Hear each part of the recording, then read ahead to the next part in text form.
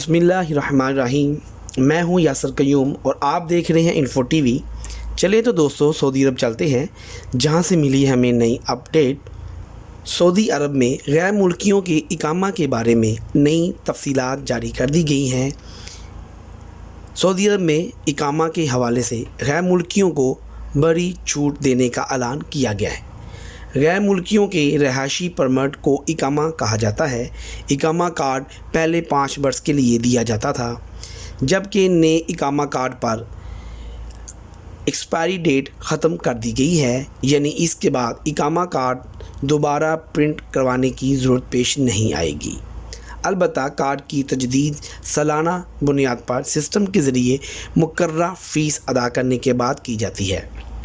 अगर गुमशुदा इकामा की मुद्दत में 1 वर्ष या इससे कम वक्त बाकी रहे तो 1 वर्ष की फ़ीस अदा की जाएगी, जो कि 500 रियाल होती है। ये फ़ीस जुर्माने की रकम के अलावा है। इकामा कार्ड की गुमशुदगी पर दूसरा कार्ड हासिल करने की कार्रवाई की जाती है, जिसे अरबी में बदल फ़ाक़ यानी गुमशुदा कार्ड के बदले में दूसरे कार्ड का अजरा।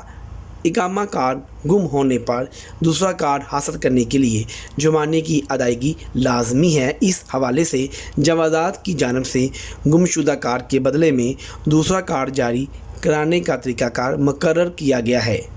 इकामा कार्ड गुम होने की सूरत में जवाज़ात को मतला करना लाजमी है।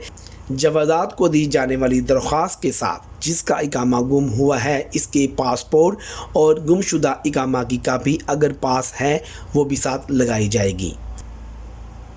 इलाका जहां जवाज़ात के ज़ैली दफातर नहीं, वहां इलाका के पुलिस स्टेशन में इकामा गुमशुदगी की रिपोर्ट दर्ज कराई जाए।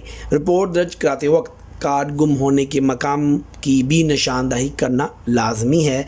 जुर्माने की अदायगी और जवाज़ात को मतला करने के बाद जवाज़ात को दरख्वास्त देना होती है, जिसमें दूसरा इकामा कार्ड जारी करने के हवाले से वजाहत दर्ज करते हुए इकामा गुम होने के मकाम और तारीख़ की भी वजाहत की जाती है।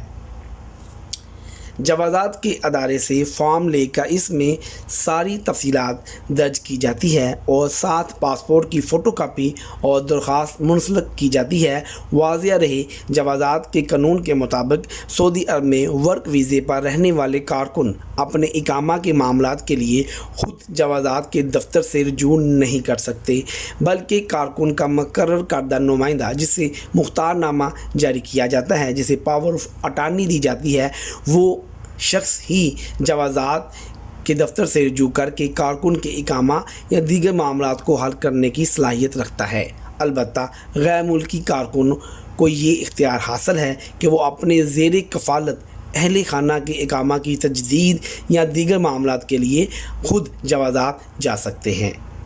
ख़ुद को अपडेट रखिए, हमारा चैनल सब्सक्राइब कीजिए। हमें दे इजाज़त, नेक्स्ट अपडेट में फिर मिलेंगे। खुदा हाफिज़।